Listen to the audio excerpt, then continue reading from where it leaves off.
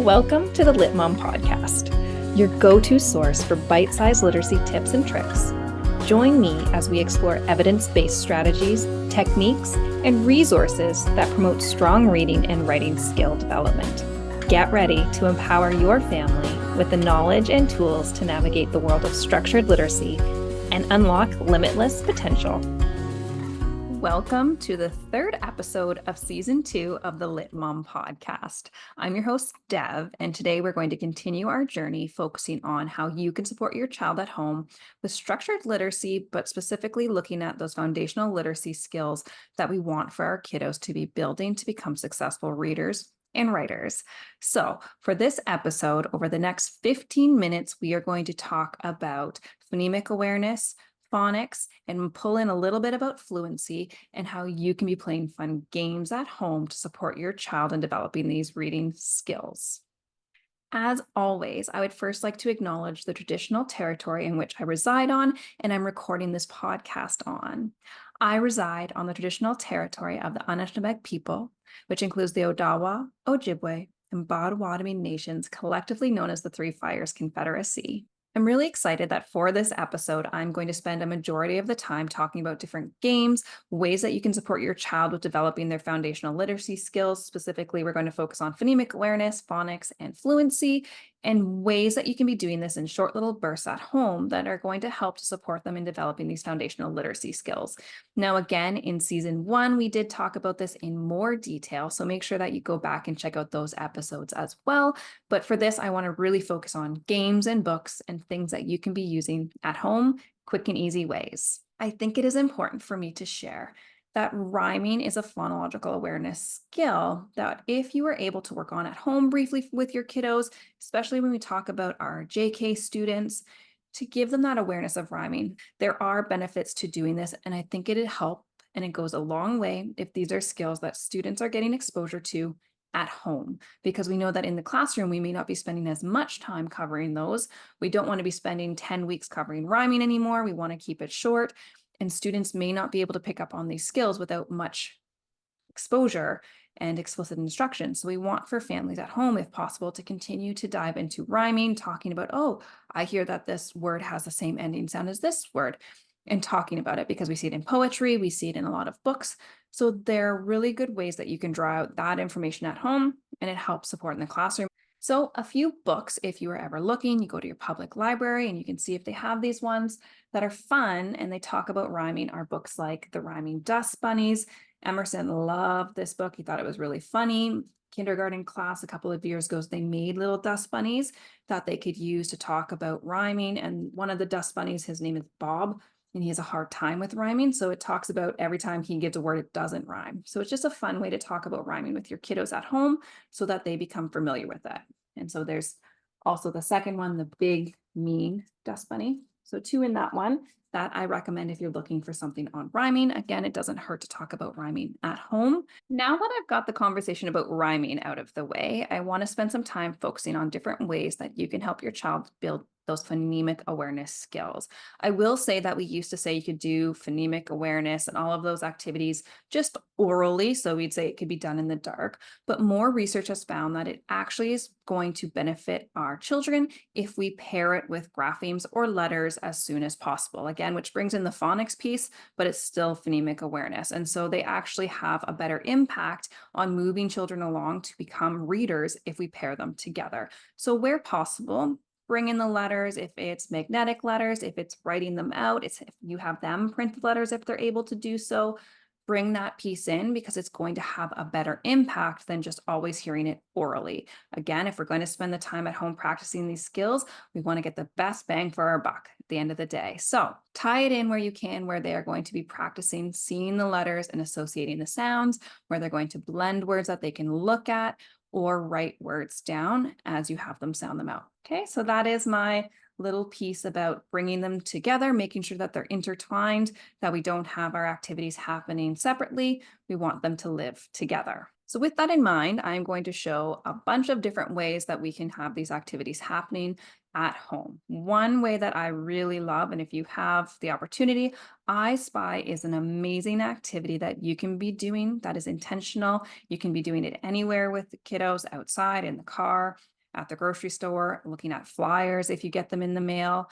I Spy books are really great too for this activity because I can open up a page, and if I'm doing phonemic awareness and I want for them to practice looking for the first sound in a word, I'm going to look at the picture and say, I spy with my little eye something that begins with and so then they can make their guesses. If they guess a different word that doesn't really make sense, like sun, you can say, oh, what sound do you hear at the beginning of sun? Okay, so when I said I spy a word that begins with did you hear that at the beginning of sun? Yes or no? And you can have those conversations. They can try it. If you are moving through this and they do a really great job with first sounds, then maybe try giving them the final sound in a word. So if the word was fan, you say, I spy a word that ends in and see if they can pick it out. Or you can have them talk about words that have that middle sound. Challenge them with all the different ways you ask the questions. But we often go from first sound to final sound and then medial sound or middle sound. So just so you keep that in mind with the complexity of the skill that you're asking for your kiddo to engage in. And again, a quick and easy way to make sure that they're understanding the sound that you're pairing for the first sound of the word or end or middle is to have them write it down afterwards to make sure that they have that clear understanding of what letter or letters are paired with the sound that you are saying. Another way to do this activity is to give your child Post-it notes or paper with tape and have them go into a room and ask them to label words or things in the house. And doesn't matter which order they go into, they can just take the stickies. Again, they're practicing writing out the letters in that letter formation to tie the sounds to the letter, which is really great practice. They can go around and stick them on the cupboards. If they have the fridge, they might write the letter F and put it on the fridge. If there's a cup, then you can have that conversation about what letter spells K and have that go up just to get them pairing those sounds together. If your kiddo is working on segmenting words and they have a better understanding of a lot of the letter and sound pairings, you can challenge them to sound out the word by breaking it down like cup, k, 3 sounds, and have them try and spell it out on a Post-it note, stick them all over the house. It's fun for them. They get to put Post-its all around the room. Easy way to practice and have them engage in a little activity. Have a letter of the day on your fridge or have a word of the day. It can be a really short word, a CVC word, which again is consonant, vowel, consonant. Have a short word, put it in their mail bags to go to school or their lunch bags to go to school for them to see if they can decode the mystery word. Make it fun, make it simple, stick it up outside the bathroom and ask them to tell you the sound of a letter when they walk by it or a word. Just challenge them in different ways. Another activity that you can do to support with phonemic awareness in a fun way is have your child do a scavenger hunt. You can set a timer or don't set a timer. It depends on how your child feels about timers. Some like the challenge. You can put on Mission Impossible music if you need to, but say, I would like for you to find 3 items that begin with a T sound and have them go off and see if they can find those items. Then when they come back, have them tell you what items they found, see if they can tell you what letter they would use to spell that. They could also print it before they move on to the next round. An alternative to this one, if you are looking and you have a couple of people at home that can play with you to make it fun, is you can play sound detective or letter detective. And what happens is you are going to have one person that's the detective, so they can't see what letter you print onto a piece of paper or whiteboard. And then everyone else has to go and find items that start with that sound and bring them back. Then the detective has to guess what is the first sound, what letter spells the first sound for all of the items that were brought back. Similar to a scavenger hunt, it just gives it a little bit of a twist that they might be interested in trying out to make it fun. Another item that I feel like most households probably already have, so you don't have to go out and purchase this either, are poppets. Poppets are really great when we talk about phoneme segmentation. And so phoneme segmentation just has us thinking about if I say a word, we want for children to be able to then break down the word into the individual sounds so that they can spell it. And so this is something that comes up in a cadence as a skill that we want for students to be able to do independently, where we would say a word and they would have to tell us how many sounds they hear when they say the word. So if the word was top, they're going to go top. You can hear that they're able to break down the word or segment the word, which ideally then goes over and transfers over to when I'm spelling. If I want to spell the word top, I can do each individual sound. I know that T spells T, so I'm going to print it. I know that O spells A, so that's the next letter that I'm going to print for the word. And then, of course, P is spelled with a P. So I'm going to put that, and I have now written the word top. So that's where segmenting comes into play. So poppets are a great way to do this. Give them a word and have them then push down how many sounds they hear when they say the word. Again, start with words that only have 2 sounds and then move into ones that are going to be bigger. But a great use for those poppets that I'm sure align around everybody's house at this point in time. If your child has anything at home that is squishy, or just, again, that engagement is doing other things, right? We have that fine motor going on, but this is just a little tomato that I picked up. But again, if I'm working with a student and I know that they like to have something that is hands-on, I can ask them to tell me how many sounds they hear in the word trip. And then they're going to go t, it. They can tell me how many they had. It's just something to give them a little bit extra, make it a little bit more fun. And then I would have them print it. Again, I'm always cycling back to, yes, first we're going to do it orally. We might have a toy or activity that we're doing to have that movement piece and visual, but then I want for them to write it. They're still engaging in that phoneme segmentation, but putting it into real life practice. If you're looking for a way to change up how you have your child practicing that segmenting piece and using manips, and they've used toys, and you want to have a different way of doing it, then bring in a snack. It can be blueberries, it can be crackers, it can be anything you want, Smarties, whatever you have on hand that they enjoy. And yes, you're going to let them play with the food a little bit, in that you're going to give them a word. You're going to ask them to then pick out how many sounds they hear. Again, have them do it with their fingers first, and then pull the snack. So if the word was going to be snack, they're going to go okay, 4. I'm going to pull 4 Smarties. And then when they show you it, you could either have them really quickly write it, do it in the air. I might have them just use their finger to do the writing piece sometimes, and then eat the snack. So then they have that little fun, tasty reward that you can have at home with whatever snack is going to be one of their favorite snacks. And you just got in snack time and literacy practice, just like that. Another activity that you can use is word chains. Word chains are really great for practicing decoding or blending, and then, of course, segmenting and encoding writing. And so the way that you do this is you can have your child read words and notice what changes. You can also have them write the words as you are telling them. But again, it's really purposeful in having them to think about the skills. So for example, if they started out and you had this in front of them for just reading, they're going to read this word. And then the next word, you are going to just change one letter and they're going to read it again. And so it's just shifting and changing one grapheme, which is going to change the entire word. And so you can do this with reading, where they would read the words, or you might say to them, the word I'd like you to spell is map. And they practice writing the word map. Again, having to work on really those segmenting skills. They can do that out loud to you and then have them print it on their paper as they go. Then you're going to say, okay, I'd like for you to change the p sound to t. And they're going to change that one sound as they write the word and have them read the word back to you. So you're getting in that encoding and decoding at the same time, because they now need to read the new word. So word chains are a really great activity to be practicing at home or in the classroom if you are looking. But again, UFly has word chains on the home practice sheet. They're in the manual if you're educators, and there's often lots of additional examples in the manual if you're looking for more for students to practice those skills. But then again, Shifting the Balance has a list of word chains as well.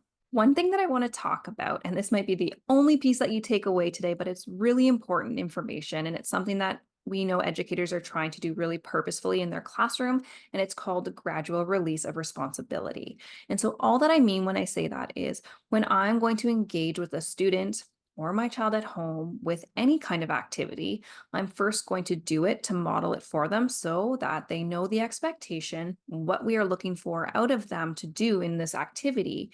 Then we are going to do it together so that I can offer feedback to them to make sure that they understand what I'm asking them to do, to help to catch if there's any errors that they're making.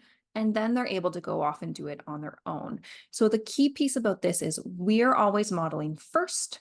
We are then going to do it with them, and then they can do it on their own.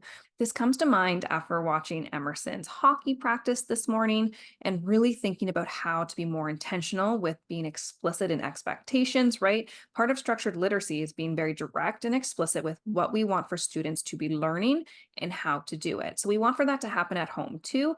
So you want to make sure that you're modeling what you want for them to do first. You then want to do it with them a couple of times, and then they can do it independently. So this realistically, the way I often refer to this is I do, we do, we do, we do, you do, because they need a lot of time and practice doing the activity with someone so they get that immediate feedback for corrections, to answer any questions, to make sure they understood it.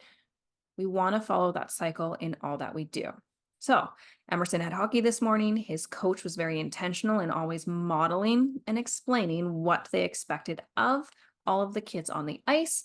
They then were able to practice the skill a couple of times, skating back and forth, stick handling, all of those pieces.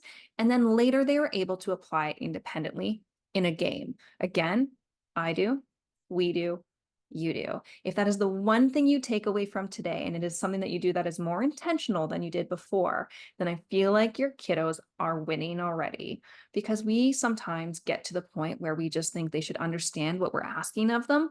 We give them a task and send them to go and do it, and they didn't have the opportunity to see what it should look like, to understand or ask questions and get feedback, and then they do it wrong. And so we can't really expect for them to have that understanding if we didn't follow this gradual release. So try it out. It can be used with anything you do at home with your kiddos, but work through that and see how that goes with their understanding and being able to complete the tasks and become more confident in those abilities to do it independently. When you follow, I do, we do, we do, we do, you do. At this point, I feel like I have tossed out several different ideas or ways that you can be doing phonemic awareness, phonics, which is still building that fluency piece in, right, with at the word level, sentence level for our kiddos at home. I'm hoping that you pick one activity to try with them. I hope that there are different ideas that, again, you saw something today and you think, oh, I'm going to try it this way at home, whether you're outside, whether you are looking at a book and you have them read one word for you or a simple sentence for you. It might look different because your child is going to engage with you because you know what they like more than I do. And so I might have given you a surface level idea, but when you think about what your child enjoys, what's going to be the buy-in for them, use it to your advantage every time, because you're going to get a greater level of focus and engagement when they want to do it with you. So I think that we've covered a lot of ground in today's episode. I think it's important to remember that these are all just those broad ideas that I'm hoping you can pull from, but you know your child and children best. You know where the buy-in is going to be, you know what activities they enjoy, what toys they might like to play with. So bring those in when you are practicing these skills. You know them best. If you make it fun, you make it those easy little transactions, though they are going to be deliberate in what you are practicing, it's going to be easier for you, and you are supporting your child in developing their reading and writing skills.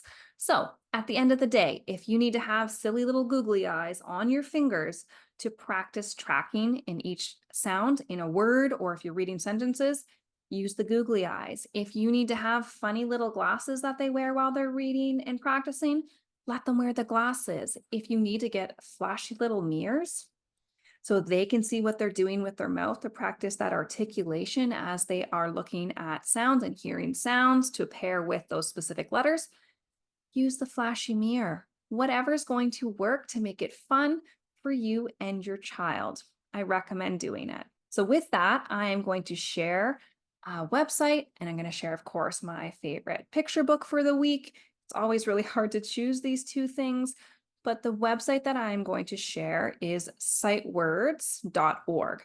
You can go there and you can make all these different board games, whether it's Go Fish, you want to play, there's one called Bookland if you liked Candyland. That was one of my favorites. There's snakes and ladders. There's so many different games that if you just put in the custom words or single letters and graphemes, if that's where we're working, you can engage in games with your child. So I recommend doing that if you are able to have access to a printer, is my only little piece on that one. For the picture book that I'm choosing for this episode, they are a Canadian author and illustrator. They have a couple different books out, but this one Emerson really loves and enjoys. The pictures are adorable. The story is super sweet, but it's called Are You a Cheeseburger? And this book is by Monica Arnaldo. And so I highly recommend this one. Super cute. If you're looking for a book to add to your collection and you haven't had the opportunity to read this one yet, it's about a little raccoon named Grub, and he finds seed, and it's their story of discovering whether or not this seed is a cheeseburger. So check it out. I love this story. It's a fun one. In episode 4 of the Lit Mom podcast, we are going to spend some time talking about morphology and morphemes. Morphemes are looking at the smallest unit of meaning within words. Morphology is part of the new language curriculum, so I think it's something that we need to talk about and see how you might be able to support at home. Again, another term that is not as daunting as it seems once you start to break it down and see the quick and easy ways that you can have these conversations at home with your children. So that's going to be episode 4. I hope that you will tune in for that episode and do some learning with me. Thank you again for listening to episode 3 of the Lit Mom podcast. I hope that the information today has been helpful and valuable in supporting your child at home. Thank you for all that you are doing as part of the Lit team. If you have enjoyed this episode, please make sure to check out the previous episodes if you haven't done so already. Please like or share the episodes if you can. The more that we can support each other and spread the word on how we can support structured literacy and developing reading and writing at home, the better our children are going to be. So let's work at this together. As always, I'm your host, Dev. This is the Lit Mom podcast, where we bring literacy tips and tricks straight to your headphones. Until next time, keep listening, keep reading, keep growing.